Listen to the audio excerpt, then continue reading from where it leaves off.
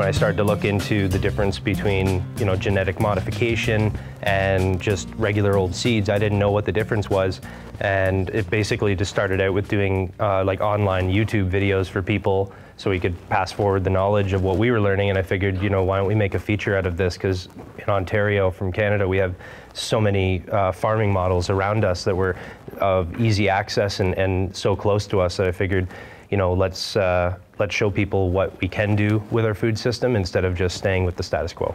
I find it interesting your choice of putting in the stock footage. Tell me a little story about that.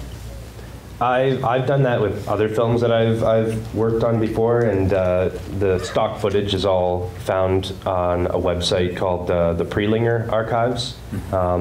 It's all these public domain films that have been basically released. They're old films they used to show in classes and stuff like that, and I just found a lot of the clips that I would watch.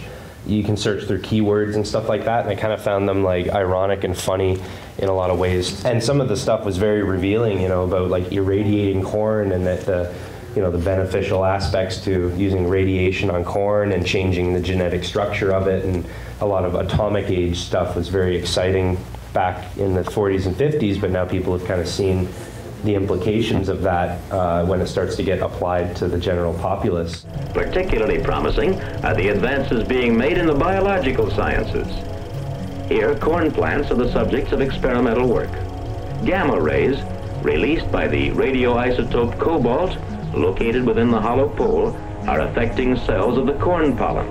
Already a strain of corn that is especially resistant to fungus disease has been produced through irradiation studies in which radiations have affected the parent plant cells. The results may be beneficial.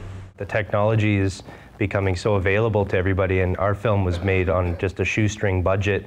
You know, and I would say just focus on what you have available to you, and the rest will kind of follow along with that. Like, if you have access to a topic that you're interested in terms of documentary, it's really easy, you know, on the weekends and stuff like that to be filming it. And I mean, it's a daunting task, but each piece of the puzzle slowly starts to assemble itself, and before you know it, you can kind of step back and you start to see the bigger picture of what you've got, whether that's a short documentary or something that's feature length. I had the benefit, the fact that my 9-to-5 job is like a video technician on like union shows and stuff. I have a lot of downtime where I'm doing nothing, literally nothing for 8 hours. They bring me in and it's like, you have 8 hours before they're even going to get to your scene where they need you to do something. Well, that 8 hours is a very useful time if you have a laptop on set with your footage and a drive to start going through some stuff and waiting for them to get there and saying, you know what, well, if I've got some downtime for 8 hours here, I'm gonna be doing some of the research, I'll be doing some of the editing, and those little steps kind of get you closer to the finish line, so to speak.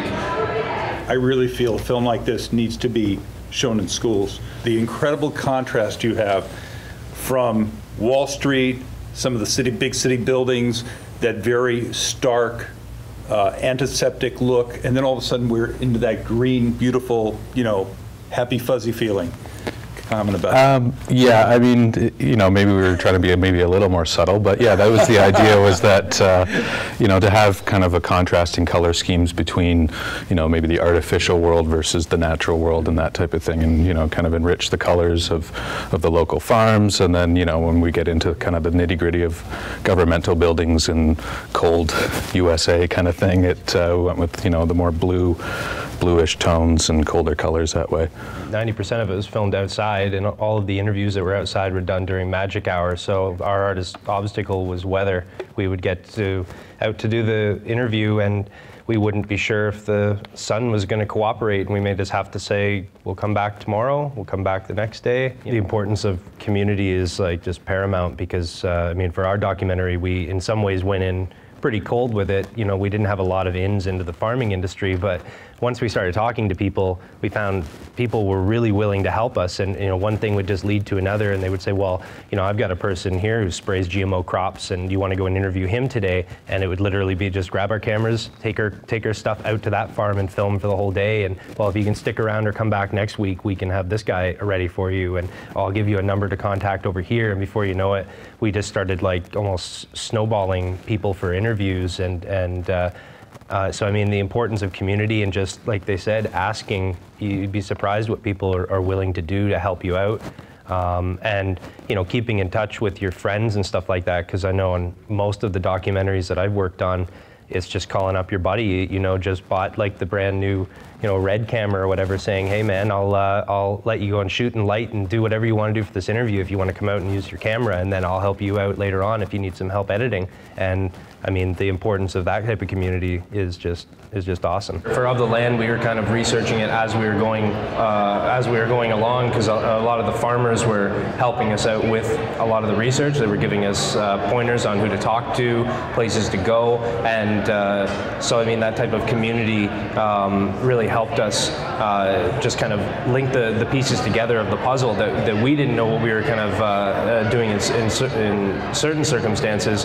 But yeah, the research of it is absolutely crucial. I mean, in our film we used a lot of stock footage, and I mean, that was like just, I don't even know how many hours I spent just going through old ephemeral films from the 1940s, 30s, 50s, just, you know, and each one of them are like an hour long, and you got to watch it and make notes on it, and then, you know, go back later and decide what you want to include in the edit. And I mean, you know, by the time you're done with a rough assembly, you might have something that's 5 hours long, and then you got to decide what's going to hit the cutting room floor. And I mean, that's, you know, that's a year-long process of just editing. And as we shoot interviews with people or get parts of it, we start to incorporate it, and we start to see the story build itself.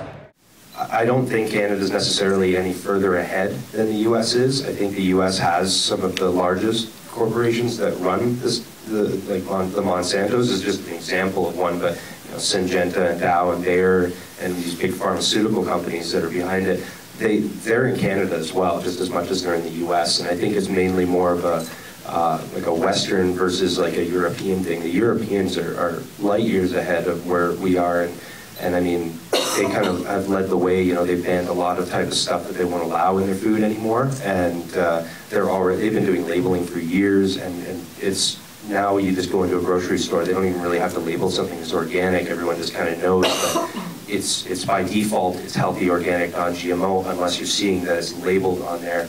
And I mean, I'm more of the pro free choice idea. I don't want to push anything on anybody. I still drink Pepsi and you know, most of your beers made with genetically modified yeast.